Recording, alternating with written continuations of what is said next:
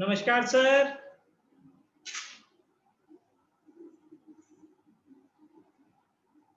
नमस्कार sir.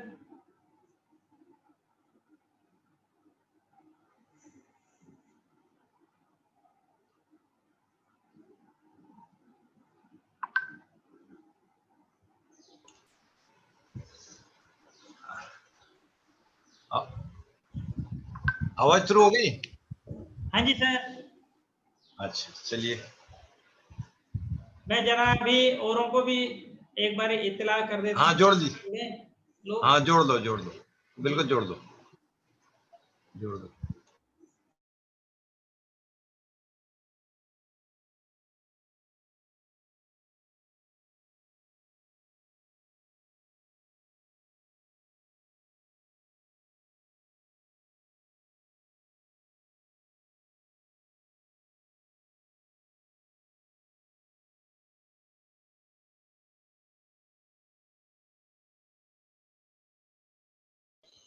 The trader GST certificate.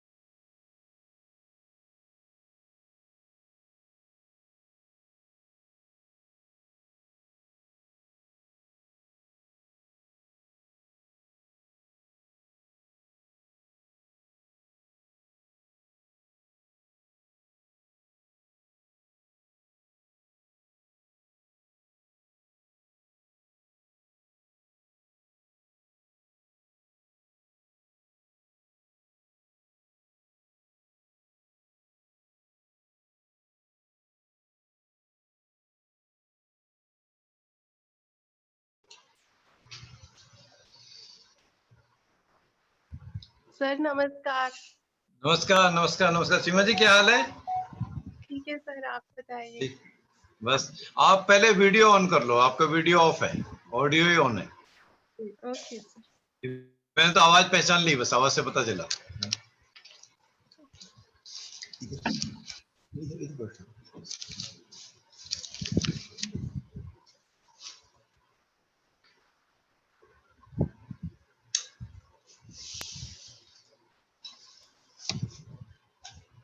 Verma जी और wait कर रहे हैं, बात करें, शुरू करें?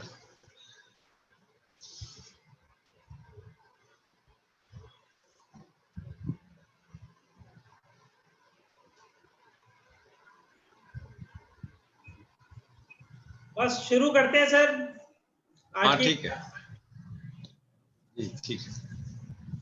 क्योंकि विषय है हमारा रिसर्च का, तो आशा है कि जो हमारे साथ जुड़े हैं वो सभी ज्योतिष के मर्म को जानते होंगे और जानते होंगे कि किसी जन कुंडली के विषय में हम कितनी गूढ़ जानकारी चाहते हैं और उसको प्रिडिक्ट कैसे कर सकते हैं।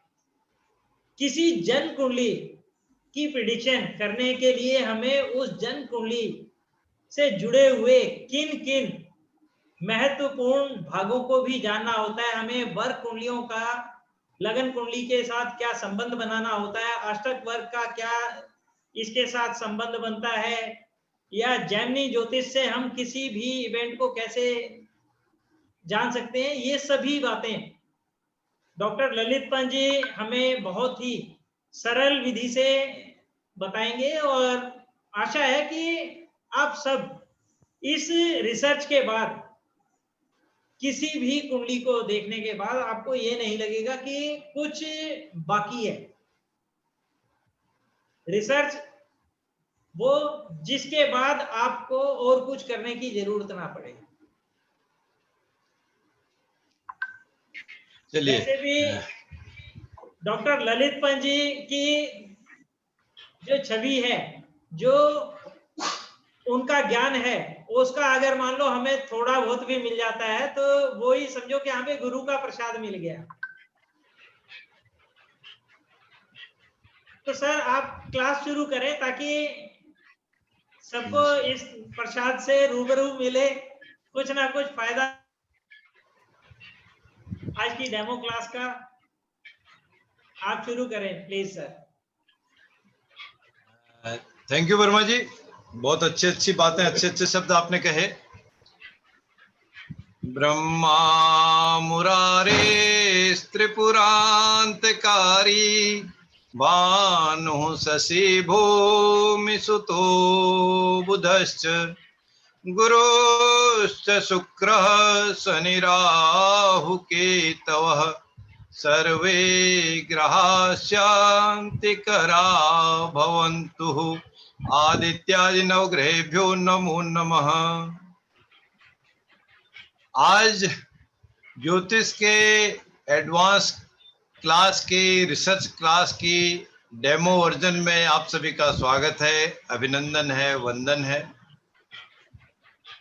कुछ मित्रों को मैं जानता हूं और कुछ अभी जुड़ रहे हैं।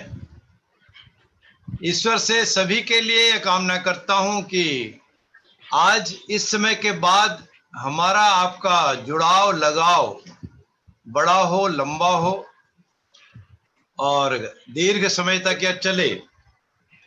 जैसा वर्मा जी ने बता ही दिया ऑलरेडी कि हम इस कक्षा में जो हमारी एडवांस क्लासेज होंगी आज के बाद से, ये आप अपना ऑडियो को म्यूट कर लें, वीडियो को ऑन कर लें। ऑडियो अगर आप चलता रहेगा तो आप जो बात कर रहे हैं, जो आपके पास सारी डिस्टर्बेंस हो जाते हैं, दूसरे भी और हम भी, तो इसलिए आप उसको ऑडियो को म्यूट कर लें। कर रहा हूं, आप अपने आप को अनम्यूट कर लीजिएगा प्लीज। हाँ ठीक है, ठीक कर दीजिए जी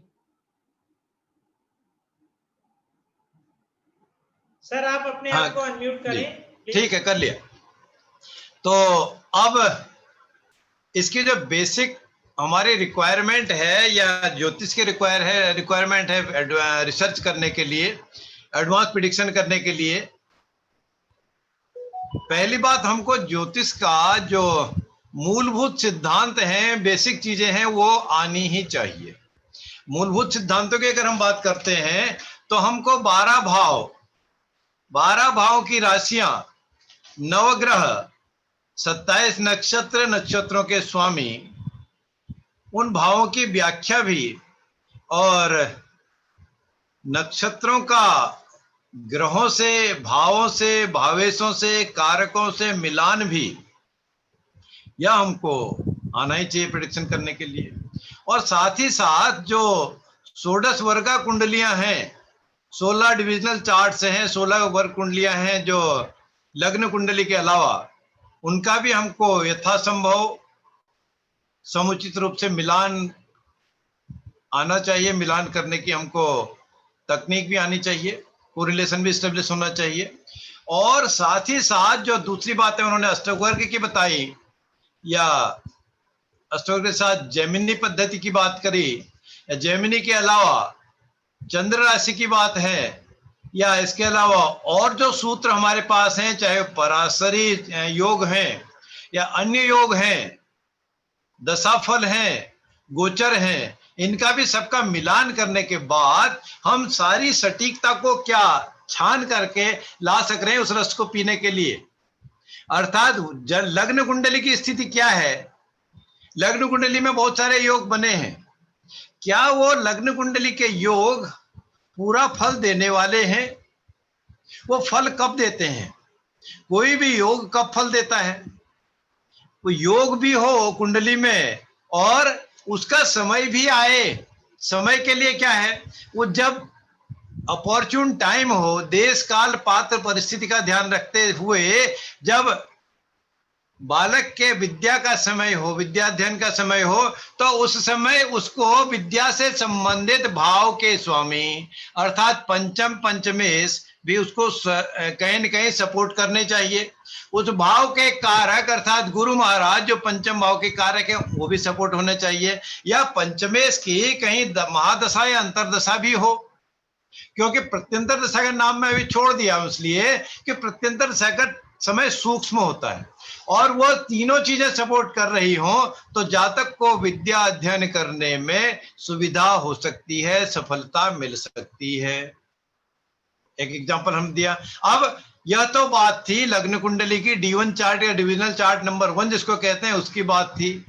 ये वास्तव में जब D1 चार्ट की पोजीशन हमने मिलाई, लग्न कुंडली की हमने कुंडली मिला के देखी कि विद्या की हमको बात तो लगती है, समझ में तो आती है, विद्या का समय तो लगता है, उसका योग तो बनता है, लेकिन साथ ही साथ उसको जब चलित कुंडली भी हम मिला लेते हैं उसके साथ, या भाव चलित या श्रीपति कुंडली जो भी कहते हैं, नाम जो भी हो, चलित में और भाव चलित, चलित या श्रीपति कुंडली जो भी है उसमें और लग्न कुंडली में कितना डिफरेंस है? अर्थात क्या लग्न कुंडली और चलित कुंडली का लग्न एक ही है या कहीं बदल तो नहीं गया, या उस भाव से संबंधित जो भी भाव की हम व्याख्या कर रहे हैं, चाहे पंचम की बात हमने की, विद्या की बात की, तो उसमें और इसमें कितना डिफरेंस है? उस भाव के भावेश का कितना है? क्या वो चलित कुंडली में भी उसी स्थिति में है? कहने का मतलब है कि वास्तव में उसकी स्ट्रेंथ कितनी है। कभी कभी क्या होता है लग्न कुंडली और चलित कुंडली में कोई बदलाव नहीं आता। वो कब होता है? जब मिडिल की स्थिति होती है ग्रहों की और लग्न की, अर्थात वो अंशों में लगभग 5 डिग्री से 25 डिग्री के बीच में है, चाहे कोई लग्न हो या ग्रहों की स्थिति हो तो लगभग वही रहते हैं। लेकिन अगर 3 डिग्री से कम के लग्न हो या गुरु और शनि को छोड़ के बाकी ग्रह 3 डिग्री तक के हों, 0 से 3 डिग्री तक हों, या 27, 28, 29 डिग्री के हों, तो चलित कुंडली में, भाव चलित कुंडली में उनकी स्थिति बदल जाती है। तब भले ही लग्न कुंडली में आपको योग कोई भी दिख रहा हो, पॉजिटिव या नेगेटिव, अच्छा या बुरा योग कुछ भी दिख रहा हो, वो चलित में बदलाव आ जाता है। चलित में बदलाव आ जाएगा तो हम देख तो रहे हैं ये एक्स है, लेकिन ये एक्स फैक्टर कितना यूज कर रहा है, ये वाई तो नहीं हो गया, कहीं जेड तो नहीं हो गया। चलित से हमको मिलान करना पड़ेगा, और जब दोनों का मिलान हम कर लेंगे, दोनों प्रूव हो रहे हैं, यस ओरिजिनली ये था और वास्तव में चलित मिलान करने से ये हमारे को फैक्टर मिला, ये डिफरेंस मिला, ये गैप मिला, उनका जो बीच की जो बात है वही तो मिलेगा। भाई 100 रुपए मैंने देने हैं, 50 रुपए लेने हैं, उसी को 100 देने हैं, उसी से 50 रुपए लेने हैं, ये हिसाब है अपना। किसी भी वजह से अब दोनों का मिलान जब करे, भाई 50 तो माइनस हो ही गया 100 में से, अब 50 का डिफरेंस है ना, 50 में से ही तो हमने डिस्ट्रीब्यूट करना है, 50 में डिस्ट्रीब्यूट करना है। अगर बराबर बांटे तो 25 ही मिला, ना कि 100 और 50 का डिफरेंस निकालो सीधा 50 आ गया, ऐसा नहीं, तो कहीं 50 ही मिला ना। हाँ 100 लेने हैं 100 देने हैं, बराबर हो गया, 50 लेने 50 देने बराबर हो गया, तो मीन्स जैसा ओरिजिनल था वैसे ही स्थिति रही। यह तो बात हो गई हमारी श्रीपति पद्धति या चलित की, है ना। श्रीपति और चलित में आप जानते हो कि चलित, भाव चलित, चलित या श्रीपति एक ही कुंडली का नाम है। वो अलग अलग जो कैलकुलेशन वाली सॉफ्टवेयर है उसमें उन्होंने नाम दिया हुआ है, या अलग अलग विद्वानों ने नाम अलग दिया, मतलब वही है, कुंडली वही है, लेकिन लग्न कुंडली सब में एक ही है। अब लग्न कुंडली तो हमने देख ली, चलित कुंडली से भी मिलान कर लिया, साथ ही साथ अब उसकी कितनी स्थिति कैसी है इसको एक और थोड़ी सी सूक्ष्म पद्धति से देख लेते हैं। क्योंकि जो D1 चार्ट है, लग्न कुंडली है, इसका एक दूसरा नाम भी हम कहते हैं, यह हमारा टोटल बॉडी है, कंप्लीट बॉडी है, स्थूल शरीर है या बड़ा शरीर है, शरीर का पूरा भाग, सारे अंग इसी में D1 में निहित हैं, समाहित हैं। अब इसको बाहर से तो दिखने में बहुत कुछ दिखता है, जो D1 चार्ट में हमको दिख रहा है, वास्तव में वो पोजीशन वैसी ही है। कोरिलेट हमने चलित से मिला लिया, उसको रिकन्फर्म करने के लिए, रिअफर्म करने के लिए, कोरिलेट करने के लिए जो एक डिविजनल चार्ट, एक वर्ग कुंडली और है जिसका नाम D9 या नवमांश कुंडली है या नवांश कुंडली है, उससे भी मिला लेते हैं। नवांश कुंडली में जब हमने मिला लिया तो D1 और चलित का मेल हमने मीन तो निकाल लिया, मिडिल पॉइंट, मिड पाथ तो निकाल लिया, हमको पता चलेगा वास्तव में ऐसी संभावना इस जातक जातिका के जीवन काल में पूरे 12 भावों से संबंधित है। लेकिन वो वास्तव में उसकी फिर फर्दर स्ट्रेंथ कितनी है उसको हमको मिलाने के लिए D9 चार्ट या नवमांश कुंडली से मिलान करना जरूरी है। नवमांश कुंडली क्या बताती है? नवमांश कुंडली सूक्ष्म शरीर है, शॉर्ट बॉडी है। जो अभी हमने बात की, जो D1 है लग्न कुंडली है, स्थूल शरीर है, बड़ा शरीर है, पूरा शरीर का आकार, प्रकार, अंग प्रत्यंग सब है। D9 कुंडली पिन पॉइंट करती है पर्टिकुलर चीज के लिए, स्पेसिफिक चीज के लिए। अब D1 में का लग्न और D9 का लग्न कौन सा है, अर्थात वो कौन सा नवांश आ रहा है, वो तो लग्न की डिग्री से हमको पता चलेगा। मुझे उम्मीद है कैलकुलेशन तो आप जानते हैं कि कौन सा नवांश होगा। चलिए, नवांश अगर वर्गोत्तम है, अर्थात नवमांश कुंडली वर्गोत्तम है, जो लग्न की कुंडली है, और जो नवमांश की कुंडली एक ही लग्न हो दोनों के, तो वर्गोत्तम नवांश हो गया। वर्गोत्तम नवांश होगा तो क्या होगा, अंदर से बाहर से लगभग स्थिति वैसी ही है। अब यह कदापि संभव नहीं है, यह ना तो मेरे हाथ में है, ना आपके हाथ में है, ना ब्रह्मा जी के हाथ में, यह तो ब्रह्मा जी ने जैसे बना दिया। हमारा जन्म का समय, जातक जातिकाओं का जन्म का समय जो उन्होंने दे दिया, कुंडली तो उसी से बनेगी। अब उस समय वो लग्न कितने डिग्री के होंगे ये किसी के हाथ में तो नहीं है। वो जरूरी नहीं है कि वर्गोत्तम नवांश ही हो, लग्न नवमांश और लग्न का वर्गोत्तम ही हो, नहीं है। तो अगर नहीं भी है तब भी हम दूसरी उसके टूल को भी यूज करते हैं, कोरिलेट करते हैं। वो टूल्स टेकल्स को कैसे यूज करते हैं, जिस राशि में, लग्न राशि कुंडली में जो ग्रह जिस राशि में हो, कभी कभी उसी राशि में भाव चाहे बदल भी गया हो, नवमास की लग्न बदलने से उसी राशि में वह नवमास कुंडली में भी स्थित हो जाते हैं, मिल जाते हैं। या उस राशि में न हो, जिस भाव में लग्न कुंडली में है, जिस हाउस में है, उसी भाव में नवमास कुंडली में भी मिल जाते हैं ग्रह, तो उसको वर्गोत्तम स्थिति कहते हैं ग्रहों की। भाव वर्गोत्तम हो, उसी भाव में ग्रह हो तो भाव वर्गोत्तम है, उसी राशि में ग्रह हो तो राशि वर्गोत्तम है। और जब वर्गोत्तम आ रहा है, वर्गोत्तम का मीन्स वो इस हाथ से भी उतना ही है, इस हाथ से भी उतना ही है। आप मीठा खा रहे हैं, मीठा चाहे जलेबी का हो, चाहे लड्डू का हो, किसी बर्फी का हो, किसी भी चीज का हो, मिठास तो है। फर्क क्या है? मीठा कम ज्यादा हो सकता है, लेकिन फर्क क्या है? फर्क यह है कि हम मीठे के साथ कुछ नमकीन खा लें, या दाल के साथ चावल खा लें, दाल के साथ रोटी खा लें, या सांभर के साथ चावल खा लें, या साउथ इंडियन डिश खा लें, इस तरह की बात करें तो टेस्ट उसमें फर्क हो जाता है, नमकीन में और मीठे में। तो यह फर्क है।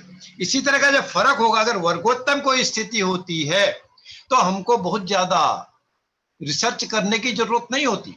यह रिसर्च का जो टॉपिक है, हमको बहुत ज्यादा रिसर्च करने की जरूरत नहीं होती, बल्कि क्या होता है, वो तो गाहे बगाहे अपने आप चीजें कड़ियां जुड़ती जाती हैं, बातें मिलती जाती हैं, बातें मिलती जा रही हैं, हम काम करते जा रहे हैं, प्रिडिक्शन करते जा रहे हैं, हमारी वाणी सरस्वती माता सफलता देती जा रही है।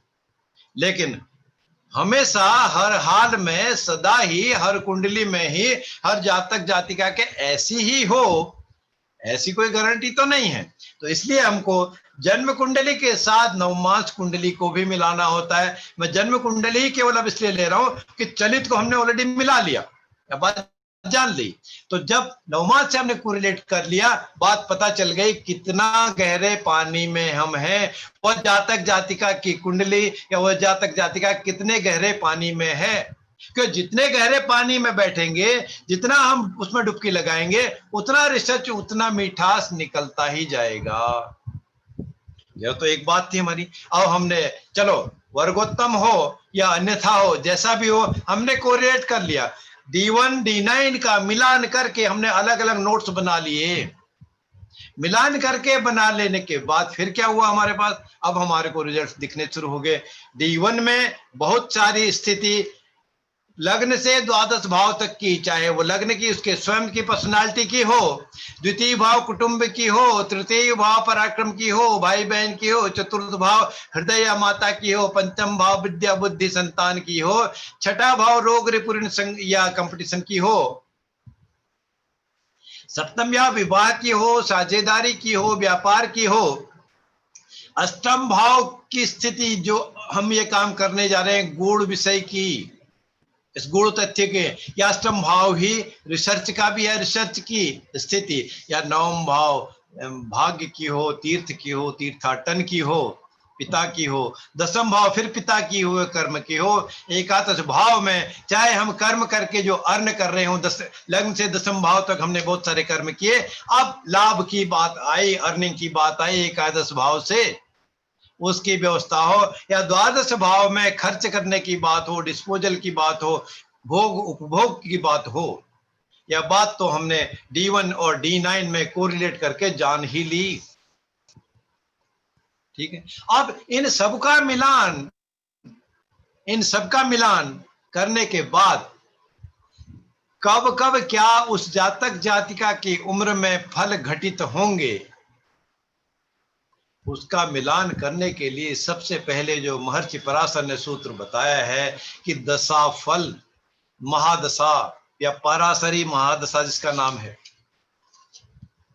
चाहे सबसे अधिक समय देने वाले, अधिक समय जिस ग्रह की दशा चलती हो, शुक्र महाराज की दशा हो, या सबसे कम सूर्य महाराज की 6 साल की दशा हो, शुक्र महाराज की 20 साल की दशा हो, उन सब का मिलान हमको करना होता है। अब 12 भाव की बात की, जब उसका समय आता है, आज के लिए विद्या का समय 3 साल प्लस शुरू हो गया है, कभी 5 साल था, और हर स्टेज में, चाहे मैट्रिकुलेशन लेवल हो, senior secondary higher secondary level हो, ग्रेजुएशन लेवल हो, पीजी लेवल हो, रिसर्च का लेवल हो, उस स्टेज में वो कब हमने शुरुआत की थी, पंचम पंचमेश की बात आ रही हो, गुरु का दशा आती हो, इन पंचम पंचमेश की महादशा अंतर दशा आती हो, एंट्री मिल जाएगी। सफलता कब मिलेगी? वह दशा आपको दशानाथ सपोर्ट करते हो।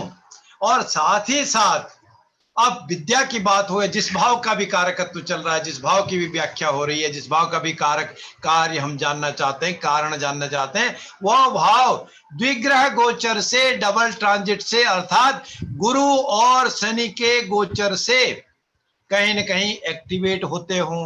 वो एक्टिवेट चाहे स्थिति से हो, परिस्थिति से हो, युति से हो, या दृष्टियों से हो। कैसे भी संबंध बनते हो डबल ट्रांजिट में, तो उस भाव से रिलेटेड एक्टिविटीज तो होंगी ही, कार्य तो होंगे ही। यह तो बात ठीक थी। अब D1 भी सपोर्ट करता है, योग व योग भी बनते हैं, और D9 भी उसको सपोर्ट करते हैं, नवमास कुंडली भी सपोर्ट करती है, दशा भी सपोर्ट कर रही है। फिर क्या रह गया? फिर तो बात आ गई, सटीकता आ गई, सफलता मिलने की। मैं उसमें सफलता या असफलता दोनों में कोई डाउट तो नहीं रहा। ज्योतिषी का काम तो बहुत आसान हो गया कि हमने तो D1 D9 मिला लिया, दशा भी देख ली, गोचर भी देख लिए, 4 टूल हमको मिल गए, प्रिडिक्शन हमने कर दिया। इसमें महाराज, इसमें सज्जन जी, इसमें मित्रों फिर कुछ और भी जरूरत है, कुछ और गुड़ डालने की जरूरत होती है। वो गुड़ क्या है, किस रूप में है? चलिए उस गुड़ की बात करें। चंद्र कुंडली से भी तो मिलान करें, अर्थात जन्म कुंडली में D1 चार्ट में चंद्रमा जिस भाव में स्थित होंगे उसमें कोई राशि होगी, तो चंद्र राशि तो वही होगी। ऐसा भी होता है कि चंद्रमा लग्न में ही हो, फिर उसको फलित करना थोड़ा आसान होता है। अर्थात मन से भी, विचार से भी, व्यवहार से भी, आचार से भी वो जातक में सिमिलरिटी होती है, लगभग वैसी बात होती है। लेकिन चंद्रमा और लग्न अलग अलग अगर हो, चंद्र राशि या जन्म राशि और जन्म लग्न अलग अलग हो, फिर उनके आचार विचार व्यवहार मन की स्थिति का आकलन बहुत माइन्यूटली करना ही होगा, बहुत ध्यान से देखना ही होगा, बहुत ध्यान से देखना ही होगा। तो क्या हमको फर्क मिलेगा? सपोज के हैं कर्क, मकर या कुंभ राशि के लग्न है और चंद्र राशि मंगल की है, मेष राशि है या वृश्चिक राशि है, तो कैसा उनका प्रभाव होगा, फल कैसा होगा? क्या वो वास्तव में जो बलाबल है, जो लग्न और नवमास दिखा लिया हमने, दशा गोचर भी मिला लिया, तो मन और उसकी जो वास्तु स्थिति है वही होगी, या कुछ फर्क होगा या कमी होगा? दोनों एनिमी है। एक का इतना स्लो मोशन का शनि की राशि के लग्न, और मंगल जो उग्र हैं, तेज हैं, उसके लग्न। धरती आसमान का फर्क है, धरती आसमान का फर्क है। तो फिर क्या करेंगे? धरती आसमान का जब फर्क है तो फर्क होने से क्या मिलेगा उसको? शनि का प्रभाव, मंगल का प्रभाव तो दिखेगा। उसका प्रभाव जब दिखेगा तो फिर उसमें फलों में कमी आ जाएगी, बदलाव आ जाएगा, या बहुत अच्छा हो सकता है, बहुत कम हो सकता है। फिर क्या करेंगे? तो हमको दोनों को जॉइंटली भी मिलाना होगा। कितनी किसकी परिस्थिति, अर्थात चंद्र राशि को, चंद्र राशि जो है, जिस राशि में चंद्रमा है, उसको लग्न मानकर उससे भी विचार करना होगा। लग्न कुंडली D1 चार्ट से आपने मिलाया, चंद्र राशि को भी लग्न मिलाकर, चंद्र लग्न के मिलाने से भी आपको विचार करना ही होगा। हमको फलित करने के लिए, भविष्य फल करने के लिए, फलित कथन करने के लिए मिलाना ही होगा। अब हम एक स्टेप आगे बढ़ गए। मन की हमने बात की, चंद्रमा मन सो जाता है। चंद्रमा मन के कारक है ना, चंद्रमा से ही पता चलता है खुशी और गम, परेशानी, झंझट कितना है। दैनिक, नित्यक, साप्ताहिक, मासिक जो हम जन्म ये फलित निकालते हैं, ये चंद्रमा से ही है, चंद्रमा के गोचर से ही है। क्योंकि ये तो हम जानते हैं कि सबसे तेज चलने वाले चंद्रमा है, उतना ही तेज हमारा मन भी चलता है, मस्तिष्क भी चलता है, यह चंचलता लिए हुए है। फिर क्या करते हैं? तब हमने जब लग्न कुंडली से मिलान किया, उसका कोरिलेशन कितना बन रहा है, कोरिलेशन से ही तो हमको पता चलेगा कि हाँ वास्तव में अब फल कितने मिलने वाले हैं। हम एक स्टेप और आगे आ गए। यही तो रिसर्च है। और इसी रिसर्च को वर्मा जी, मुझे लगता है 4 मिनट रह गए, ये अगर ड्रॉप होगा तो सबको इंटीमेट आप कर देना कि हम दोबारा फिर कनेक्ट करेंगे, थोड़ी देर और बात करेंगे, इसको हम कंप्लीट करेंगे आज। जी सर, सभी जुड़ेंगे और इसी लिंक पे एज इट इज कनेक्ट हो जाएंगे। ये 4 मिनट के बाद ऑटो डिस्कनेक्ट हो जाएगा। सबसे रिक्वेस्ट है हम बात कंटिन्यू करेंगे और फिर हम जैसे सारे कनेक्ट हो जाएंगे, 25 से ज्यादा लोग हैं तो सब हम दोबारा कनेक्ट हो जाएंगे, बात हम कंटिन्यू करेंगे। जी सर। अब चंद्र लग्न में और D1 चार्ट में लग्न कुंडली में कितना डिफरेंस है? एक एग्जांपल अगर मैं आपको दूं, जो कुंडली मिलान के लिए वर वधु के चयन करने के लिए जो पद्धति है, नॉर्थ इंडियन पद्धति को अगर हम बात करते हैं, कुंडली मिलान जिसको कहते हैं, अष्टकूट मिलान जिसको कहते हैं, वर्ण से लेके भकुट तक जो 36 गुण मिलाए जाते हैं, 1 से लेके 8 तक उनका जोड़ 36 होता है। उसमें एक बहुत विचारणीय वस्तु है। वो क्या वस्तु है? वो वस्तु है उस जातक जातिका का मन कैसा होगा, उनका आचार विचार व्यवहार कैसा होगा। मन तो आपने चंद्रमा से जाना, उसको और कोरिलेट करते हैं अभी। आचार विचार व्यवहार कैसा होगा, परिवार में कैसा होगा, उसका जीवन साथी से संबंध कैसे होंगे, उनकी आयु, एक्सीडेंट या इसमें क्या पोजीशन होगी, या उनके शारीरिक संबंध, भोग विलास कैसे होंगे। मुझे लगता है आप लोग समझ रहे हैं। जैन साहब कुछ मुस्कुरा रहे हैं थोड़ा सा। जैन साहब को विद्वान है, समझ आ रही बात उनको, मुझे भी लग रहा है। अर्थात मंगलिक योग की मैं बात कर रहा था। अष्टकूट मिलान के अलावा सबसे इंपॉर्टेंट चीज क्या? मंगलिक योग। मंगलिक योग कैसे हम चेक करते हैं? जातक जातिका के लग्न कुंडली में, लग्न में, चतुर्थ में, सप्तम में, अष्टम में या द्वादश भाव में, 1, 4, 7, 8 या 12वें भाव में मंगल अगर स्थित हो तो मंगलिक योग बनता है। ये नॉर्थ इंडियन पद्धति है। इसमें कुछ अगर अन्यथा हो तो आप मुझे बीच में रोक के बात कर सकते हैं, फिर करेक्ट करना चाहें तो कर सकते हैं, बता सकते हैं। तो यह तो पद्धति है। अब यही बात साउथ इंडियन पद्धति कुछ और है।